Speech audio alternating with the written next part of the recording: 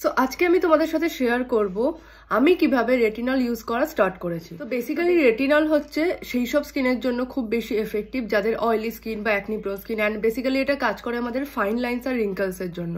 If you have acne prone skin and oily skin then retinol will be very effective for you. কিন্তু তোমাদের যদি sensitive skin হয় বা স্কিনে যদি ইরিটেশন থাকে তাহলে কিন্তু তোমরা রেটিনল ইউজ করতে পারবে না।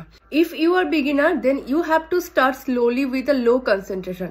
তো রিসেন্টলি আমি নাইকা থেকে একটা রেটিনল ক্রিম অর্ডার দিয়েছি, অ্যান্ড আমি এই ক্রিমটা অর্ডার দিয়েছি কারণ যেহেতু আমি বিগিনার সবে ইউজ করা স্টার্ট করব, এখানে মাত্র 0.1% রেটিনল আছে, তাই জন্য আমি এটাই অর্ডার দিয়েছি।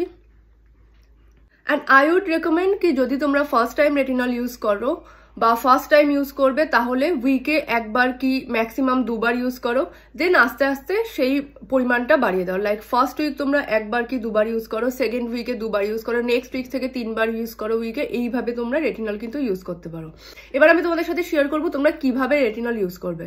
তো বেসিক্যালি যেহেতু আমার oily and acne prone skin, তাই জন্য আমি সবকিছু প্রোডাক্ট ইউজ করতে পারি না। তো অবভিয়াসলি ইউজ করার আগে আমি একটু ভয়ে ছিলাম যে ইউজ করার পর কি হবে। তো সবার প্রথমে তোমরা একটা ক্লিনজার, যেটা তোমরা ইউজ করো সেটা দিয়ে ফেসটাকে ভালো করে ক্লিন করে নেবে।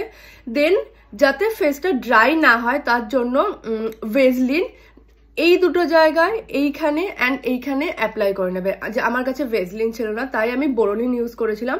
তারপর তোমরা যে ময়শ্চারাইজার ইউজ করো একটা হালকা লেয়ারের একটা ময়শ্চারাইজার ইউজ করে নেবে পুরো ফেসে। দেন খুব কম পরিমাণ রেটিনল কিন্তু তোমাদের নিতে হবে, খুব কম পরিমাণ রেটিনল নিয়ে পুরো ফেসে ডট ডট করে অ্যাপ্লাই করে, ডোন্ট রাব ইয়োর ফেস, ফেসটাকে রাব করবে না, জাস্ট ওটাকে ব্লেন্ড করে দেবে, হালকা করে জাস্ট ব্লেন্ড করে দেবে। তারপরে তোমরা যেই ময়শ্চারাইজারটা ফার্স্টে ইউজ করেছিলে সেই ময়শ্চারাইজারটার আরও একটা পাতলা লেয়ার হালকা করে ফেসে অ্যাপ্লাই করে নেবে। এই মেথডটাকে কিন্তু বলে স্যান্ডউইচ মেথড, আর এই মেথডটা কিন্তু তোমাদের স্কিনের কোনো রেডনেস বা ইরিটেশন কিন্তু রিডিউস করতে হেল্প করবে। আরেকটা জিনিস মনে রাখবে, যখনই তোমরা রেটিনল ইউজ করছো তার পরের দিন অবশ্যই তোমাদের সানস্ক্রিন অ্যাপ্লাই করতে হবে।